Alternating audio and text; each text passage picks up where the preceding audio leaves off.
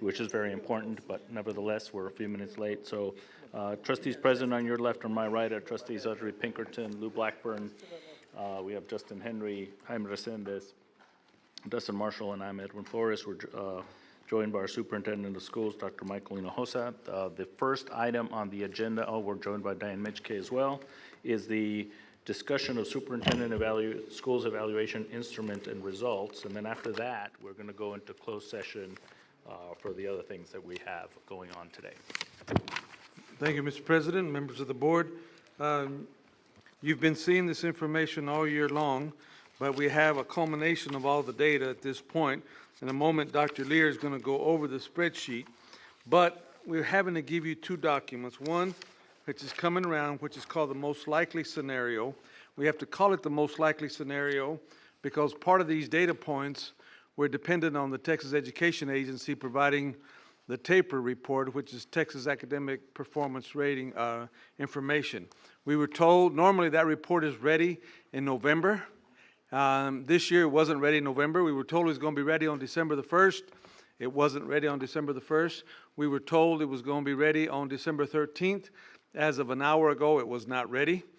So we have to give you the most likely projection that we have based upon the data.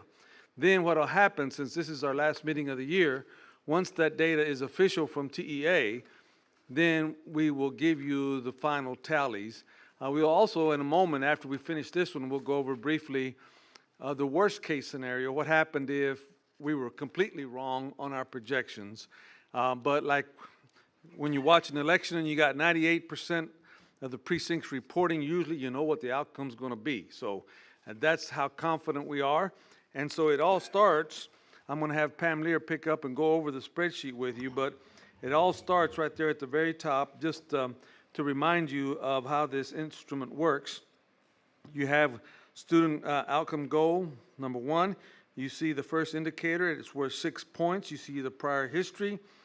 And last year the data was at 67, the target was at 68, and then you have an orange number at 71, and that's what we are projecting it will be, but it has not been finally officially approved by TEA. So with that, I'll let Dr. Lear pick this up and walk us through this instrument very quickly since Sure. we've seen this all year long. Great. Thank you, Dr. Hinojosa.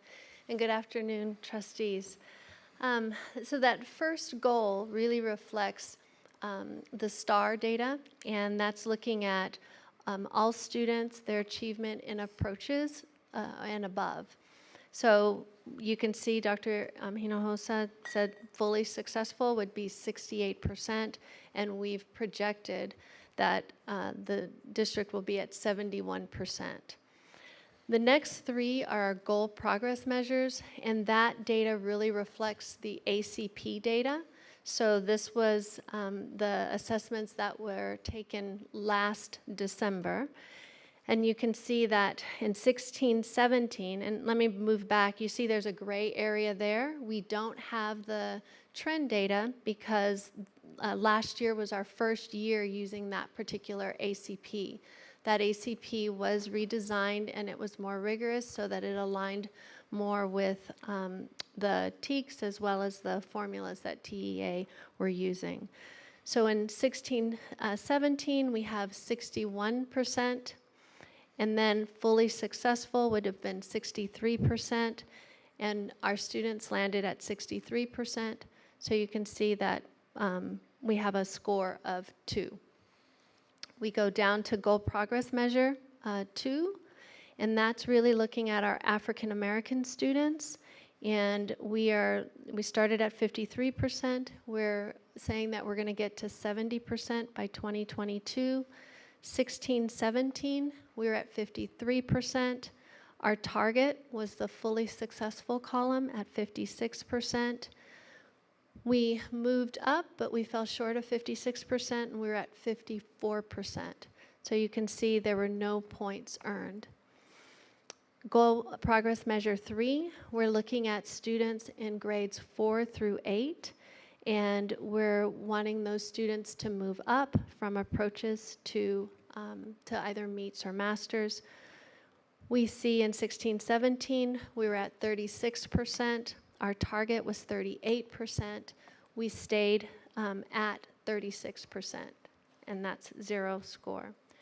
Then we go to a student outcome goal, our student outcome K2, and that's really looking at our early learning. We use third grade to measure how we're doing with early learning. We started at 62%. By 2022, we want to get to 75%. You can see the trend data there from 2013 all the way to 2016-17. We were at 64%. Target is 65, and we're projecting that we'll be at 75%, which is clearly superior. If we look at the goal progress measures for Goal 2, we start with second grade, and we're looking at a standardized reading assessment, which is ISIP. EOY is the end of the year. You can see that we are at 56%, and which didn't make that target. So the total score there was 0. Goal progress measure 2 is looking at African American students, and that's also ISIP data end of year. We were at 47.7 at 2016-17. Our target was 50%, and we were at 47.1%. So as you can see, the trend goes, we reported a lot of this data before. You see the target, you see the performance, and then the total accomplishment. So you see Goal 2 in front of you. Goal 3 was college readiness, similar pattern. Once again, we're projecting a 42 and thinking that we'll get all of the points on that, but then you see prior data that's been reported to you. If we go where we did tremendous progress was in Goal 4 on extracurricular. And this has also been reported to you multiple times, so there's not a need to go through every indicator, and this was finalized before. You've seen this, and we significantly, and in a later part of the meeting this afternoon, you're going to see where we then recalibrate for the future, but you see outstanding achievement there. Then if you'll go to, I'll give it back to Pam to briefly talk about the theory of action and see where we were, what that means, and how much was accomplished. So Pam, Sure. you'll pick that up.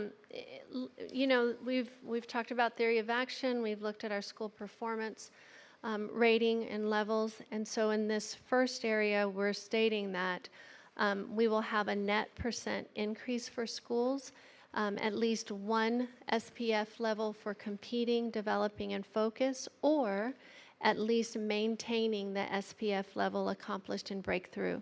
So in 16-17, that was our first time calculating this. We were at 25%. Our goal or our target was 26%, given that we didn't have previous data, and we came out at 51%. The next 3 KPIs break down the goal into elementary, middle, and high school, and you can see we landed at 55% for elementary, 32% for middle school, and 50% for high school.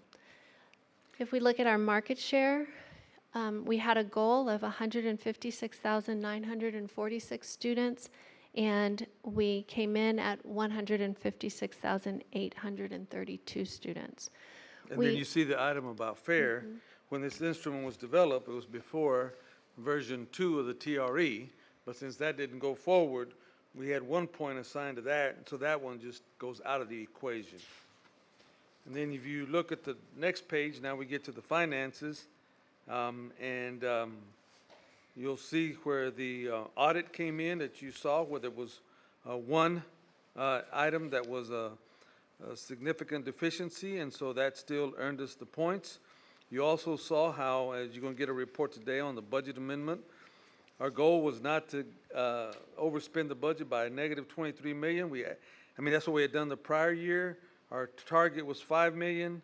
And then, of course, as Larry will report, we ended up adding $118 million to the fund balance, so that earned the entire points. Today, you're also going to have a hearing on first. And, of course, there's not any bonus points on that. We met the standard on that. And then just to finish up, you see the stakeholder satisfaction. This has also been reported to you previously. With the staff, we actually went down. With the parents, we actually went up. With the students, we actually stayed the same. And with the taxpayers, we went down even though most of them voted for the TRE and gave us 13 pennies, but they told us we're not very good. So regardless of that, we got no points on that. So the most likely, and then there's one more that Sonia Haskins will report to you in a moment in closed session, and that is how the Board of Trustees, and we have targets for that, and we'll cover that in closed session. So we're projecting that the most likely scenario will be 100 points. Now, in the event that we get some significant surprises from the TEA, and let's assume we have 3 orange points that are not there, but what we're going to pass around to you now is the worst case scenario. If you go back to this instrument, and let's say we got no points in goal 1, where we were projecting that we would get 9 points, then we took those points out. Same thing on goal 2. If we got 0 points, we would still be ahead. In goal 3, if we got 0 points, if for some reason we got a significant surprise, the rest of the data is the same. So under the worst case scenario, I would have still earned 74 points, getting us to fully successful or proficient. We're very, very confident that once we get this data in, hopefully in the next few days, we will forward this to you and have that for your consideration. Once again, we need to add the points from the Board of Trustees, and then we'll be given that in closed session. So what this step does, it finalizes the prior year performance. And then, so that's a very quick summary with reminding you that until we get the taper report, we can't actually put those actual numbers. So with that being said, we'll open it up for questions, comments, concerns from the board at this time. Trustees? Trustees, questions? Trustee Blackman. So let me just ask how you come up with the score. If you're looking at the first one, goal 1, you get 9 points. Explain how that's calculated. You want me to go? Yeah, go ahead, if you want me to. So, Trustee Blackburn, if you look off to the left, you'll see detail at the top, and next to that, you see a column that says %. Okay. And under that, it just tells you, like, for example, student outcome goal 1 under achievement is 12 points.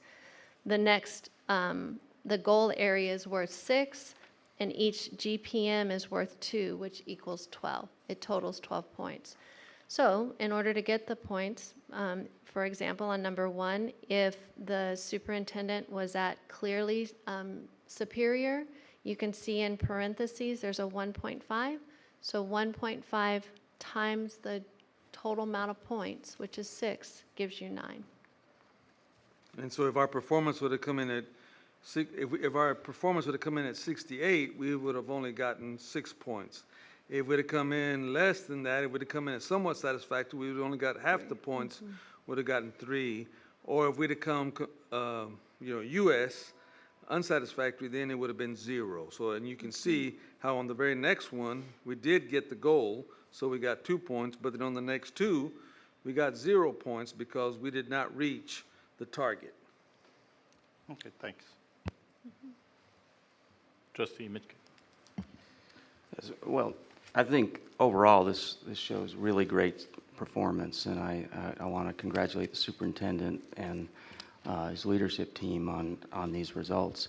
I do have a question regarding the red and green coding here. I've been looking at these numbers, and I'm trying to figure out if red I would think would mean went down or didn't meet the goal, but I haven't been able to decipher the differences. So those orange or red numbers, just simply, they're there because they didn't come from the taper report. We calculated those internally with Cecilia's shop, so that's why it's red or orange. And we notated that on the back page. Okay. It says orange numbers are estimates and need to be verified by taper. And then the green is just simply so it was differentiated from the performance target. Yeah, the green just says that we have data to verify that it is final. Okay, thank you. You're welcome. Trustees, any other questions? Okay, well then, in that case, we're going to move on to item 4 on the agenda, which is the closed session. The board will retire to closed session pursuant to Texas Government Code Section 551 concerning the following sections. A 551.071 for private consultation with its attorney about pending or contemplated litigation or on a matter in which the duty of the attorney of the government body under the Texas Disciplinary Rules of Professional Conduct of the State Bar of Texas clearly conflicts with this chapter, including the Office of Internal Audits Investigations District's review of the Texas Education Agency response and action plan, and B 551.074 to deliberate the appointment, employment, evaluation, reassignment, duties, discipline, or dismissal of public officer or employee, or to hear a complaint or charge against an officer and employee, including evaluation of the 2017-18 performance of the superintendent of schools. It is now 3:21, and we are in closed session.